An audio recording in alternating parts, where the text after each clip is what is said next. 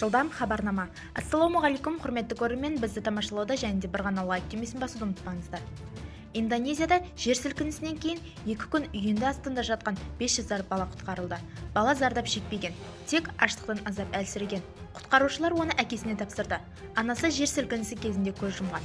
Еске сала кетейік, 21 қарашада Чуянзур округінде жер сілкінісі болды. 270-ге жуық адам қаза тапты. Бізді тамашалауды жалғастырыңыз. Жедел хабарнама. Ассалаумағалейкум, құрметті көрермендер, бізді тамашалауды және де бір ғана лайк түймесін басуды ұмытпаңыздар. Министрлік Астанада болған өрттің себебін жариялады. Өрт себебі ұзайтқыш удлинитель желісіндегі ақаулық.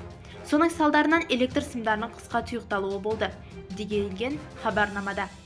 16 қарашада өрт сөндірушілер 5 адамды өрттен құтқарды. Алайда өздері ауруханаға түсті. 28 жастағы Асқар Забыкулин 3 күн бұрын көз жұмды. Әріптестерінің жағдайы орташа ауыр. Бізді тамашалауды жалғастырыңыз.